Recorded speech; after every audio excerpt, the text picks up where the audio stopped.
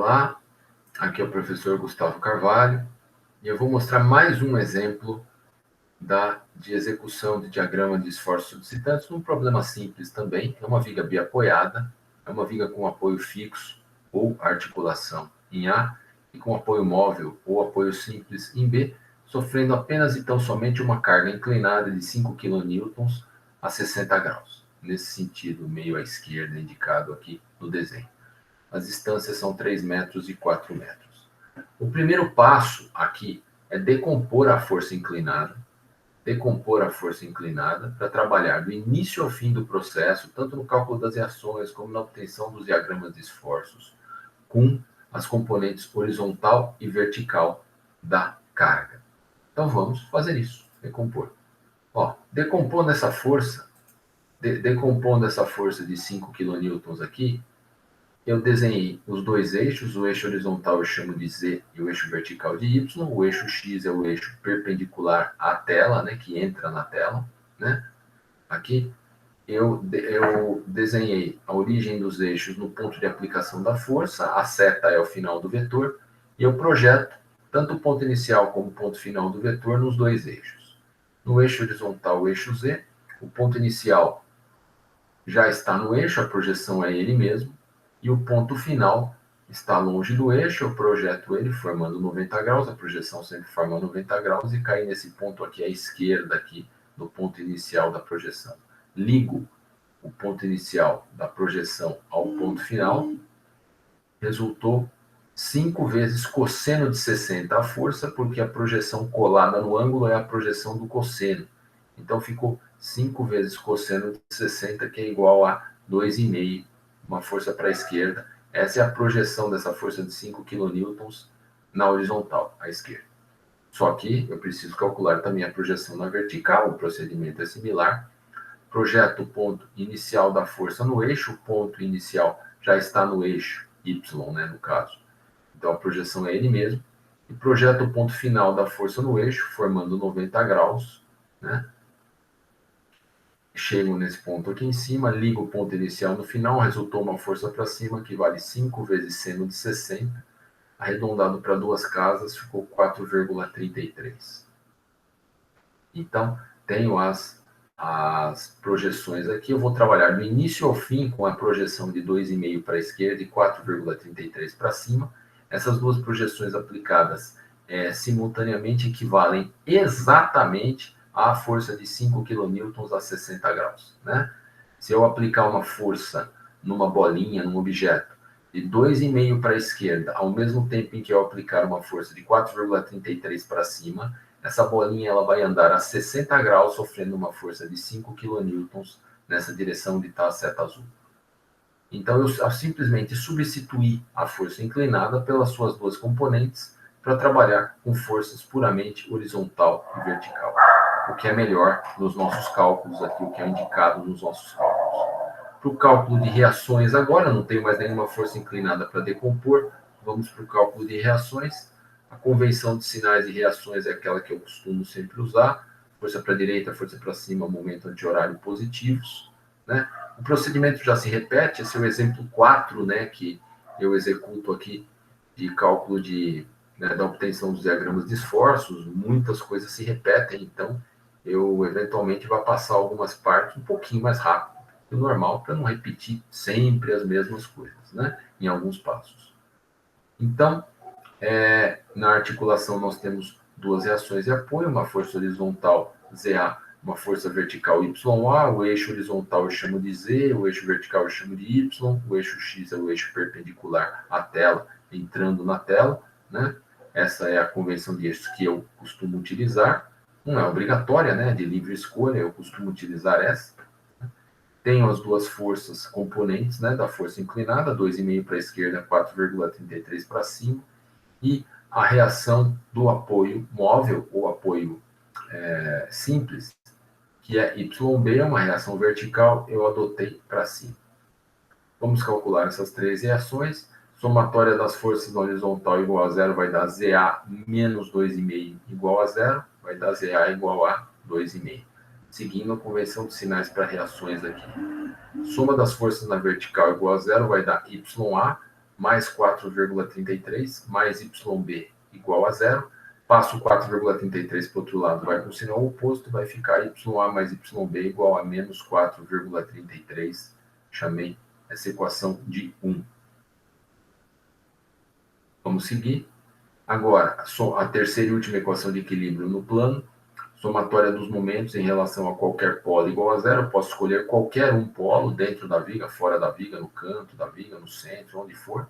Normalmente nós escolhemos um polo num dos extremos da viga, onde há forças aplicadas. Isso vai gerar com que a equação de momento fique menor, né? Haja menos cálculos na equação de momentos, porque o momento vai ser zero em relação a essas forças. Eu escolhi somatória dos momentos em relação a A igual a zero, vai dar ZA vezes zero mais YA vezes zero, né? Porque a linha de ação da força passa pelo polo, quando a linha de ação passa pelo polo, o braço é zero e o momento é zero. Tem mais 2,5 vezes zero, a linha de ação da força passa pelo polo, aqui. A distância do polo, a linha de ação da força é zero, o momento então é 2,5 vezes zero. O braço desse 2,5 não tem nada a ver com a distância entre o ponto de aplicação da força e o polo. O braço nem sempre é a distância entre o ponto de aplicação da força e o polo. O braço é sempre a distância entre a linha de ação da força e o polo, não o ponto de aplicação da força. Então, a linha de ação da força de 2,5 é uma reta horizontal. A distância, né? A distância não, essa linha de ação passa pelo polo, então a distância desse polo, essa linha de ação é zero, o momento fica 2,5 vezes zero. Essa força de 2,5 ela apenas empurra o polo A, ela não gera nenhuma tendência de giro em relação a A. E tem o 4,33, a força 4,33, tendência de giro dela em relação a A, aqui. A linha de ação dela é uma vertical. Aí sim existe distância em relação ao polo, aí sim essa força executa momento em relação a esse polo. Esse momento vale força vezes braço, 4,33 vezes o braço é 3 metros aqui, né? Tá aqui indicado aqui, 4,33. Vai dar 4,33 vezes 3, tendência de giro anti-horário, né? 4,33, tendência de giro anti-horário. Esse é o momento. Vai dar mais 4,33 vezes 3. Anti-horário, porque anti-horário é positivo para conversão para reações. E tem o YB aqui, cujo momento em relação a A vai ser YB vezes 7. 3 mais 4, 7 aqui. Linha de ação do YB vertical, distância da linha de ação ao polo, comprimento do segmento que liga o polo à linha de ação formando 90 graus a 7 metros. Vai dar YB vezes 7, anti-horário, tendência de giro mais. YB vezes 7. Então fica essa equação aqui, vai ficar 2,5 vezes 0, mais 4,33 vezes 3, mais YB vezes 7, igual a 0. Aqui vai dar 7YB igual a menos 12,99, YB menos 12,99 sobre 7, YB deu menos 1,86 arredondado para duas casas. Substituindo na equação 1, cuidado com o sinal, YA mais menos 2,86 igual a menos 4,33. Então, é menos 1,86, perdão. YA mais menos 1,86 igual a menos 4,33. Mais com menos dá menos. Vai dar YA menos 1,86 igual a menos 4,33. Passo para o outro lado, vai 33,80 menos 2,47 kN. Sinal negativo de reação indica que o sentido real dela é o ao inicialmente anotado. Só isso. Nada do que eu fiz até agora, nem desenho, nem nada disso. E para frente, tem o sinal, o desenho das forças, não aquela história que eu sempre dizer. Então, na estrutura estão o 0 mais 2,5, eu adotei, então o ZA está 2,5 para a direita de fato, YA deu menos 2,47, eu adotei para cima, então 2,47 está para baixo, YC deu menos 1,86, eu adotei para cima, então menos 1,86 fica para baixo. Perceba que eu não coloquei sinal nessas forças, o sentido delas e o valor já indicam claramente para onde elas estão indo no desenho. O sinal das forças é fundamental nas equações. Se você não colocar o sinal nas equações, está errado. No desenho, é melhor não colocar os sinais. Olha o 2,5 para a esquerda aqui, ó. Eu não coloquei menos 2,5. É 2,5 para a esquerda. Na hora das equações, se for para usar o menos, eu uso o menos nas equações. Mas no desenho, o sinal não é necessário nem recomendado. E o 4,33 para cima. Esse sistema está totalmente equilibrado, não se move para lado algum, não gira em torno de ponto nenhum. Terminamos o cálculo das reações.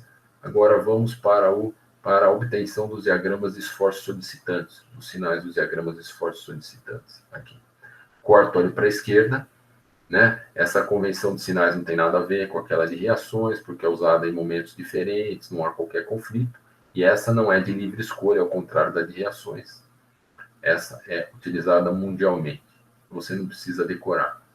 Corta, olho para a esquerda, normal para a esquerda, cortante para cima, momento, horário, positivos. Agora, vamos. O momento, agora, antes de ver os momentos aqui, vamos para a normal e a cortante. Corto, olho para a esquerda. O que eu tenho de normal? Quantos intervalos eu tenho aqui? 2. Primeiro intervalo parte imediatamente após o início da barra, até imediatamente antes de aparecerem as duas forças. Aqui, as duas forças de 2,5 e 4,33 que aparecem simultaneamente.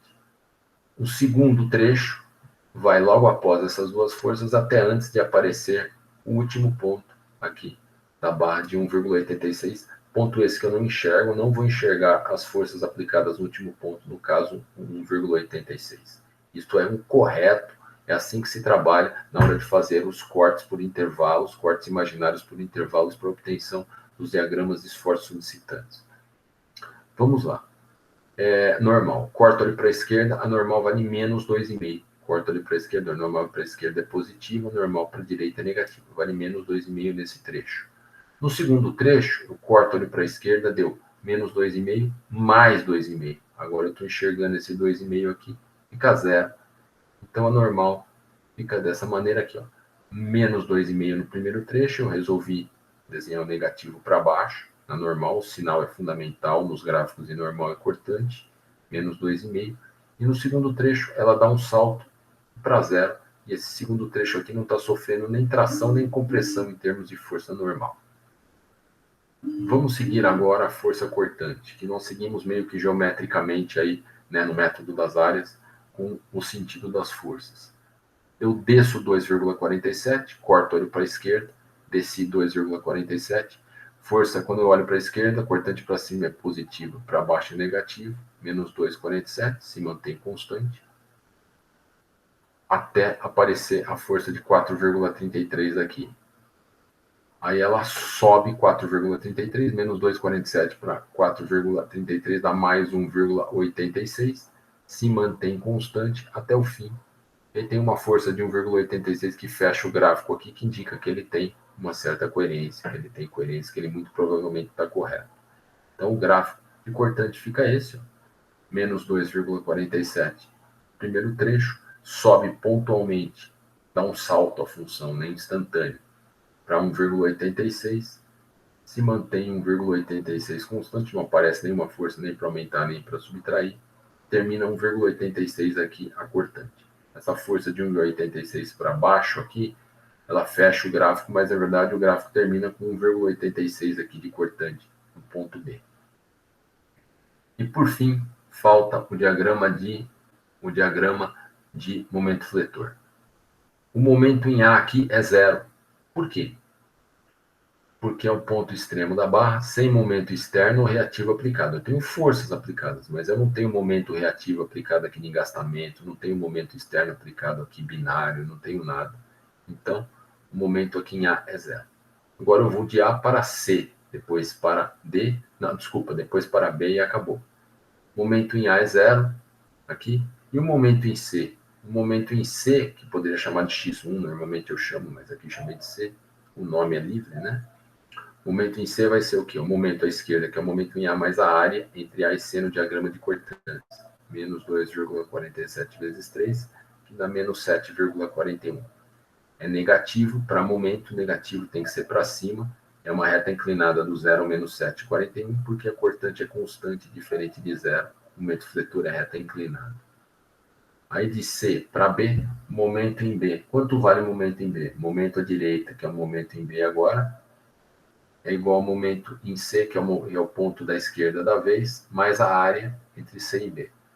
O momento em B, não sei quanto é que é, o momento em C é menos 7,41, mais a área, aqui que é um retângulo, 1,86 vezes 4, dá 7,44, daria 0,03 aqui. O valor exato é zero, deu 0,013 por questão de arredondamento. Se você colocar 0,03 aqui também está correto, né?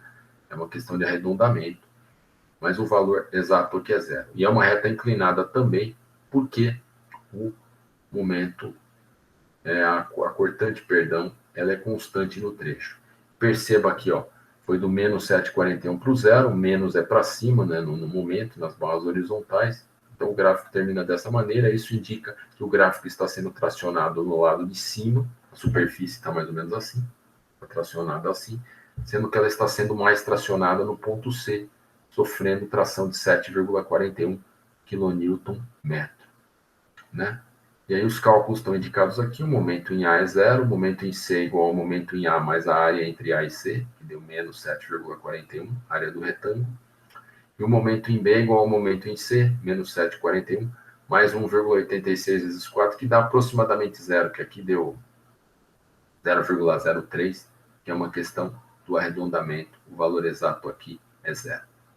Eu espero ter ajudado a esclarecer um pouco a obtenção dos diagramas de esforços solicitantes em vigas simples, mas que contém conceitos usados em problemas muito mais complexos do que esses, né? Alguns conceitos fundamentais de diagramas a gente usa sempre, inclusive nesses casos simples aqui, mas também em casos mais complexos. Espero que tenha ficado claro. Até mais, pessoal.